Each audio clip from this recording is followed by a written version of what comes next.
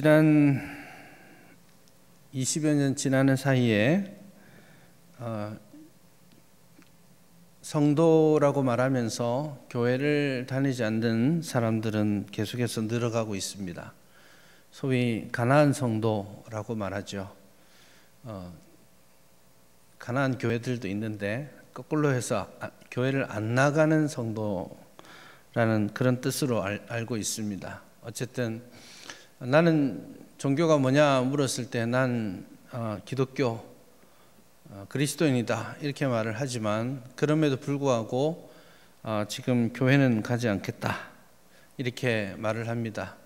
많은 사람들이 이 땅에서 지금 교회를 떠나가고 있는, 비록 종교는 기독교이지만 교회를 떠나기로 결심하는 데에는 여러 이유들이 있습니다.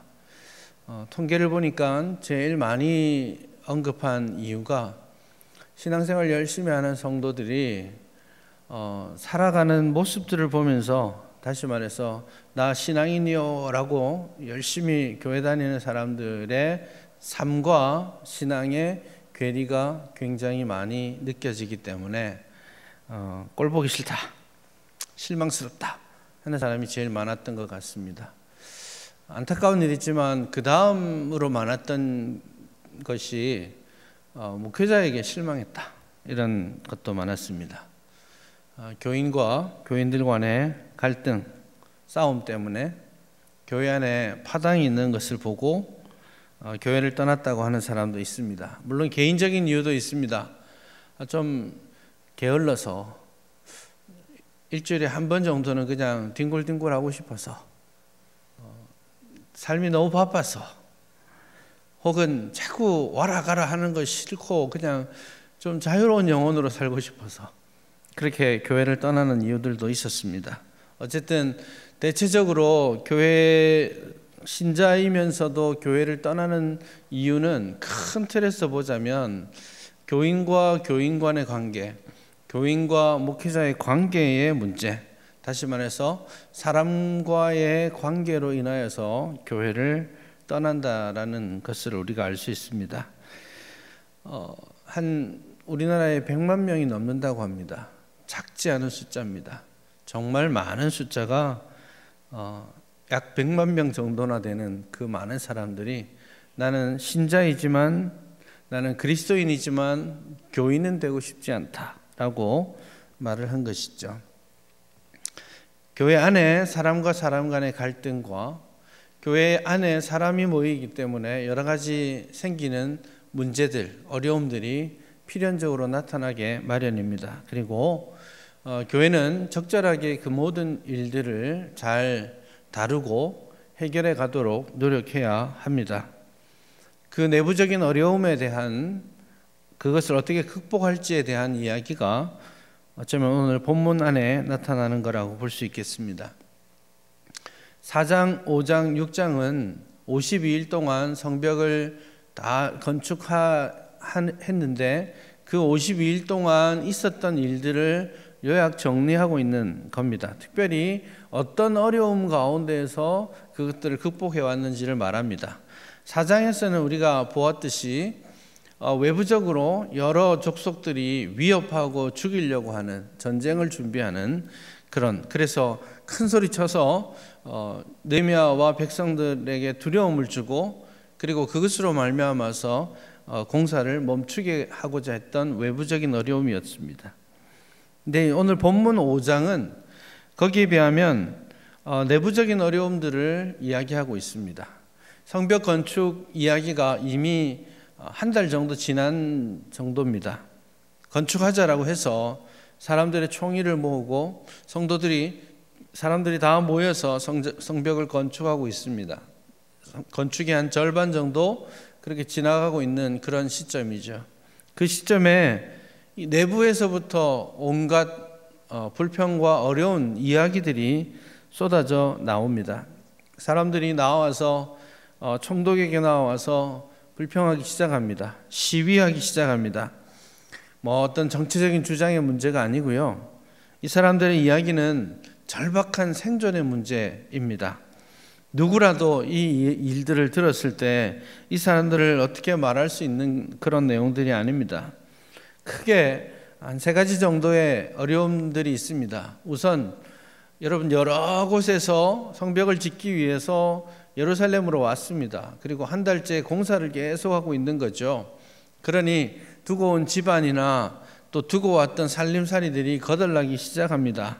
그래서 사람들이 야, 우리 가족들이 이제는 먹고 살 길이 막막해졌어 라고 이야기합니다.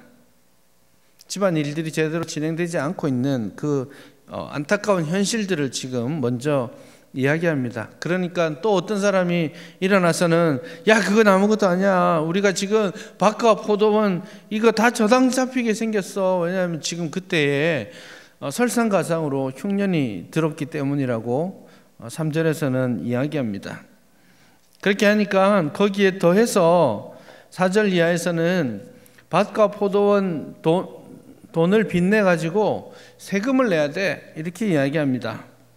당연한 이야기라고 생각할지 모르겠지만 지금 내가 우리 집안이 지금 정리가 되지 않고 엉망이 되어 있고 흉년은 왔고 밭도 다 팔아서 돈을 구해서 그것으로 먹고 사는 것은 둘째치고 그걸로 세금까지 내야 하는 상황입니다. 세금을 내야 되니 상황이 어려운 사람들은 면제해주고 이런 게 아니지 않습니까? 그러니 심지어는 자기의 아들, 자기의 딸을 종으로 팔면서까지 이 일들을 해내야만 하는 이 가혹한 현실 가운데 있는 것입니다. 그런 상황 가운데 누가 불평하고 눈물 흘리지 않겠습니까? 느헤미야에게 와서 그런 이야기들을 지금 쏟아내고 있는 것입니다. 그게 지금 느헤미야 공동체의 현 주소입니다. 이들이 52일 만에 성벽을 완성했으니까 정말 그냥 일사천리로 모든 것이 진행됐다라고 보지 않는 이유입니다. 너무너무 많은 어려움이 있었지만 하나님이 허락하신 그 목표, 그것을 힘겹게 이뤄냈다라는 것을 우리는 알 수 있습니다. 사실 이 가난의 문제 해결할 수 있는 사람이 이 땅 가운데 없습니다. 어느 시대나 어렵습니다. 어느 시대 누구를 물어봐도 경기가 너무 힘들다고 해요. 물론 지금은 상상 이상으로 훨씬 더 어려운 시간을 보내고 있습니다. 이 코로나 사태가 한 달, 두 달을 넘어가면서 아마 성도들의 또 사람들의 주머니가 아주 힘들어진 것은 분명한 사실입니다. 신속하게 이런 문제들을 해결해 나가지 않으면 안 되는 그런 이슈가 있습니다. 그러나 이게 이 가난의 문제가 누군가가 한두 가지 정책을 낸다고 해결되는 문제가 아닌 것이죠. 이런 사회 구조적인 문제들을 느헤미야는 직면했고 그것을 해결해야만 했습니다. 오늘 본문을 살펴보시면 느헤미야가 어떤 형태로 반응을 보이는지를 우리가 좀 교훈을 얻을 필요가 있습니다. 6절을 보시면 느헤미야의 첫 번째 반응이 크게 분노합니다. 그런 현실들을 듣고 크게 노합니다. 이런 어려움들이 때로는 이것이 흉년에 의한 것이기도 하겠지만 상당히 많은 부분은 어떤 특정한 사람들, 권력을 가진 사람들이나 또 부를 이렇게 소유하고 있는 그런 몇몇 사람들의 욕심과 죄악으로 말미암아서 이 일들이 더 증폭되는 경향들이 있기 때문이죠. 그래서 느헤미야는 먼저 이런 상황들을 크게 분노합니다. 그러나 이 분노에서 그치지 않고, 물론 분노하는 것을 나쁘다라고 우리가 단정해서는 안 됩니다. 분을 내는 것은 이렇게 좋지 않은 것처럼 느낄 수 있지만 어떻게 보면 거룩한 분노도 우리 안에 있어야 합니다. 그래서 느헤미야와 같이 옳지 않은 일들에 대한 그런 거룩한 분노 필요합니다. 예수님께서 이 성전에 와서 성전을 청결케 하시면서 분노하셨던 것처럼 하나님의 전을 향한 그런 열심과 분노가 필요합니다.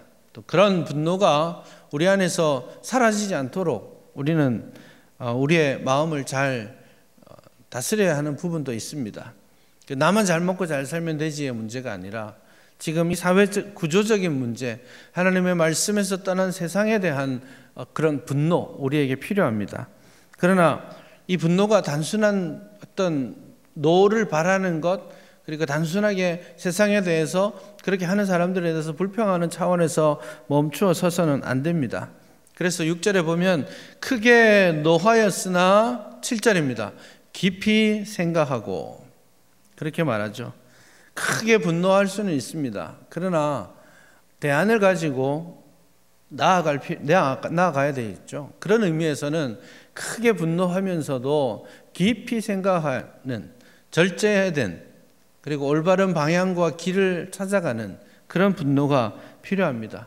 예수님께서는 이 성전을 청결케 하시기 위해서 막 분노하시는 모습 있잖아요. 막 상을 엎으시고 막 소위 신문에 날 그런 일들을 하셨단 말이에요.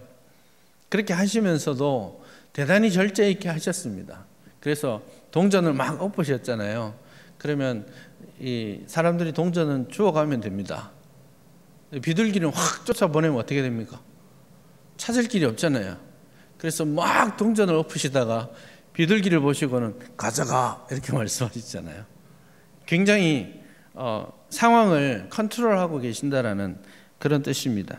무책임한 분노가 아니라 중심에 계획하고 마음으로 생각하고 거기에 맞춰서 실행 계획을 세우고 행동하는 것입니다. 그래서 이 분노를 감정의 영역에서 멈추어 세우지 않고 행동하는 능력으로, 원동력으로 삼았다라는 것입니다. 그냥 화를 냈다는 뜻이 아니라는 겁니다. 거룩한 분노의 능력을 회복할 수 있기를 바랍니다. 그러면서 이 느헤미야가 여러 가지 어떤 해결책들을 제시하는데요. 제가 말씀드리고 싶은 근본적인 해결책, 동인, 원리, 그것은 딱 한마디입니다. 하나님을 경외함입니다. 본문 9절에 보시면 이렇게 말합니다. 내가 또 이르기를 너희의 소행이 좋지 못하도다. 우리의 대적 이방 사람의 비방을 생각하고 우리 하나님을 경외하는 가운데 행할 것이 아니냐. 우리가 하나님을 경외하는 사람인데 그 하나님을 경외함으로 행하여야 되지 않겠느냐라고 말합니다. 15절에서도 또한 이렇게 말합니다. 사람들은 이렇게 압자했지만 나는 하나님을 경외함으로 이같이 행하지 아니했다. 어떤 일을 하고 어떤 방향을 정할 때에 느헤미야는 하나님을 경외함으로 이 일을 하고 하나님을 경외함으로 이 일을 하지 않았습니다. 무엇을 중요하게 여기느냐가 삶을 결정합니다. 내가 중요하게 생각하는 것들을 먼저 하겠죠. 내가 중요하게 생각하는 것을 먼저 추구하겠죠. 만약에 돈이 중요하면 돈을 버는 일들에 더 열심을 내는 것이죠. 왜냐하면 돈이 제일 중요한 가치니까요. 사람들은 그런 원리를 따라 움직였습니다. 돈이 중요하기 때문에 백성들의 어려움이 기회인 것이죠. 어려우니까 돈 빌리러 오겠지. 그러니까 이때다, 돈을 더 많이 내가 벌 수 있는 기회겠구나 하고 어려운 사람들에게 오히려 고리대금을 시작하는 겁니다. 돈이 중요하기 때문이죠. 중요하게 생각하는 가치를 따라서 생각하고 행동하기 마련인데요. 느헤미야에게 있어서 가장 중요한 가치, 소원, 그것은 하나님을 경외하는 것입니다. 하나님을 영화롭게 하는 것입니다. 하나님을 두려워하는 것입니다. 그래서 지역 유지들을 부릅니다. 분노한 마음들을 쏟아내지 아니하고 중심에 깊이 묵상하고 계획해서 그 리더들에게 우리가 하나님을 경외하자. 우리가 하나님을 경외해야 되지 않겠느냐. 하나님의 영광에 대한, 하나님을 영화롭게 하는 일에 대한, 하나님의 이름에 대한 그런 열심들이 느헤미야에게 있었다라는 것입니다. 하나님을 경외함으로 이렇게 행하자라고 말하고 15절에서는 하나님을 경외하기 때문에 이렇게 행하지 말자라고 이야기하는 것입니다. 그때 사람들은 돈 때문에 이방인들에게까지 자기 백성들을 팔아넘기는 있을 수 없는 일들을 하고 있지만 느헤미야는 지금 자신의 돈을 써가면서 그 이방인들에게 팔려간 자신의 백성들을 다시 사서 오는 그들에게 자유를 선언하고 있지 않습니까? 하나님을 경외하기 때문에 당연히 받을 수 있었던 자신의 월급을 주장하지 않습니다. 그 돈으로 가난한 사람들과 그 백성들을 먹이는 일에 사용하고 있습니다.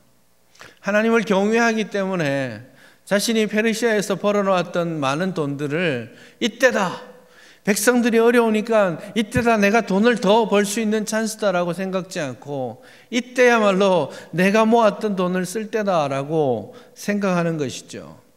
그래서 그는 자기의 총독의 관절을 엽니다. 함께 식탁을 베풉니다. 150명이 넘는 사람들이 와서 심지어 이방인이냐 아니냐 따지지도 않고 다 불러서 함께 먹고 함께 잡니다. 잠잘 곳이 없는 사람들은 그 총독 관저에 와서 자고 갑니다. 그렇게 12년의 세월을 보내고 있습니다. 예수 믿는다는 것, 그것은 하나님을 인정하고 살아가는 것입니다. 하나님을 경외하는 삶을 사는 것이죠. 자기의 삶을 개혁하고 자기가 속한 사회를 개혁하고 섬기는 일들, 그것은 그리스도인에게 있어서 마땅한 부르심입니다. 그리고 그 모든 삶의 원리에 하나님을 나는 경외하고 있는가? 하나님을 두려워하고 있는가? 하나님을 영화롭게 하는 일에, 다시 말해서 하나님의 영광에 대한 열심이 있는가? 이 질문을 해야 할 것입니다. 내 생각 속에서, 내 삶 속에서, 내가 맺어가는 인간관계 속에서, 내가 벌어들이는 물질 속에서 하나님의 이름이 영화롭게 되는가? 여러분은 무엇에 대한 욕심을 가지고 계십니까? 느헤미야는 지금 하나님의 영광에 대한 욕심을 가지고 있습니다. 자신의 행동과 삶 속에서 하나님의 영광이 나타나기를, 하나님을 더 많이 드러낼 수 있기를 소원하고 있습니다. 그리고 그 하나님의 영광에 대한 욕심이 자기뿐만 아니라 지금 자신이 머물러 서 있는 예루살렘이라는 공동체 안에서도 드러나기를 원하는 것이죠. 그 욕심 때문에 월급도 포기하고, 그 욕심 때문에, 하나님의 영광에 대한 욕심 때문에 자신이 누릴 수 있는 권세도 포기하고, 그 욕심 때문에 자신의 저금 통장도 털고 있습니다. 그 욕심 때문에 총독으로 있는 그 시간 동안 계속해서 있을 데가 없는 사람들과 함께 텐트를 치고 지내고 있는 것입니다. 그 욕심 때문에 조롱을 다 받았습니다. 그 욕심 때문에 위협도 견디어내야만 했습니다. 그리고 마음에 가졌던 생각, 내가 하나님을 경외함으로 행하여야 할 것이 아닌가? 하나님을 존중하십시오.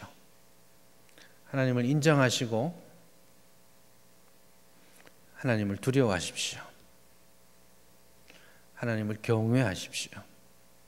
거기에 대한 욕심을 가지십시오. 그때 하나님께서 그 마음을 사용하실 겁니다. 하나님께서 그 마음을 귀하게 보시고 새 시대를 열어가는 기초석으로 여러분을 사용하실 줄 저는 믿습니다.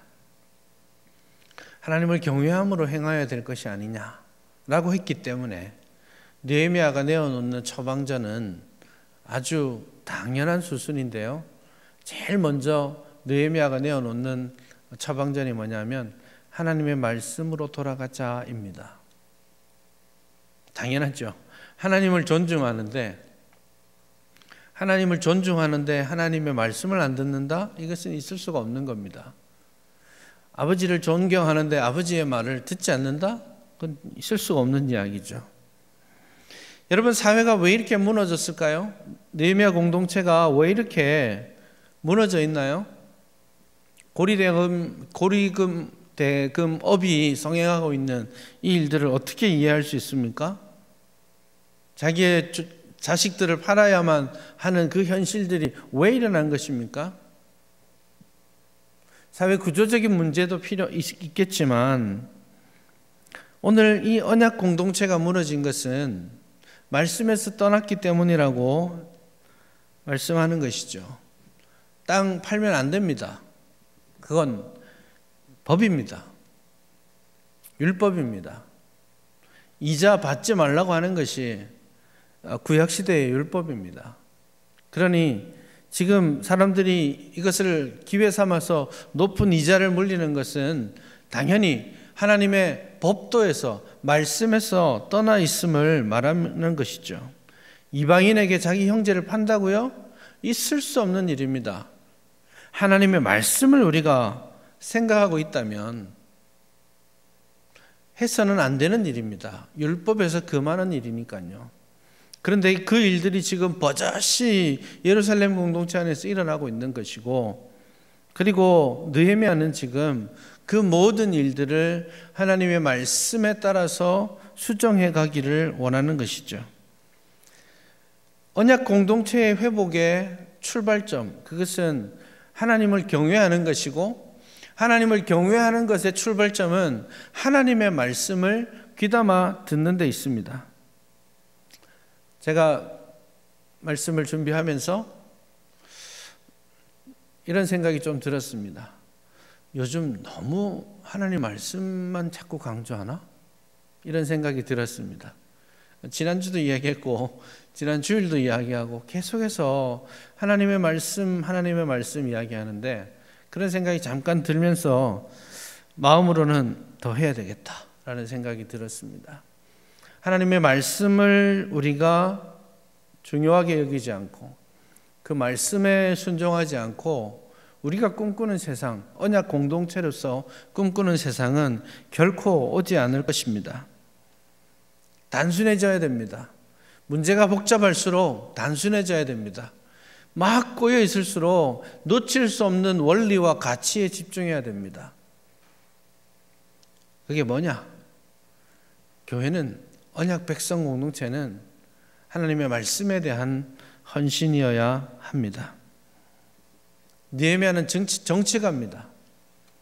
정치하는 사람이에요.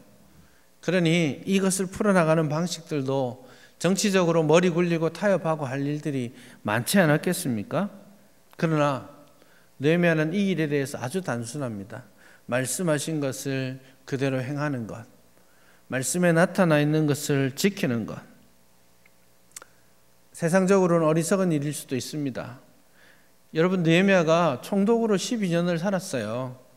다른 사람들은 월급도 받고 총독으로 있는 동안 그곳에 있는 백성들에게서 세금도 거두어서 착복하고 그렇게 멀리 나가 있는 동안 돈 많이 벌어서 가는 게 총독의 직업입니다. 그래서 10세겔만 세금 내도 되는데 40세겔을 받아가지고 30세겔은 자기가 착복하고 10세겔은 정부에 내놓잖아요. 그게 그 당시 총독들의 일이었습니다. 하지만 돈 되는 길이 아니라 더 편한 길이 아니라 단순하게 하나님의 말씀이 원하는 길, 거기에 서 있기를 원했던 것이죠. 느헤미야는 돈 더 벌었을까요? 거지가 됐겠죠. 12년 총독에서 남은 거 하나도 없잖아요. 돈은 안 벌릴 수 있습니다. 더 승지 못할 수도 있습니다. 손해볼 수도 있습니다. 그러나 여러분, 일이 복잡할수록, 생각이 많아질수록 원리에 집중해야 된다고 말씀드렸죠. 하나님의 말씀에 단순하게 반응하고 그 말씀으로 행동하는 저와 여러분 되었으면 좋겠습니다. 하나님을 아는 지식이 많아져 가고 그분의 말씀에 대해 진정으로 복종하는 그런 교회 될 수 있기를 바랍니다. 그렇게 말씀에 헌신할 때에 교회가 정결하게 그리스도의 신부로 거듭나게 될 것이고, 그 말씀대로 살아가고자 할 때 교회는 세상에 대해서도 힘을 발휘하게 될 것입니다. 여러분, 8절에서 이야기하는 것처럼 우리가 이방인 가운데 살고 있지 않습니까? 이방인 가운데서 하나님의 이름이 우리로 말미암아 모욕을 받지 않도록 해야 하지 않겠습니까? 그게 로마서에서 말씀하고 있는 가치입니다. 느헤미야가 두 번째로 지금 말하고 있는 그런 개혁의 해결책, 방법은 자기 자신에게 있습니다. 총독이었지만 지금 말씀드린 것처럼 자신은 총독으로서의 어떤 권세나 권리도 누리지 아니하였고 스스로 모범을 보이고 희생하였습니다.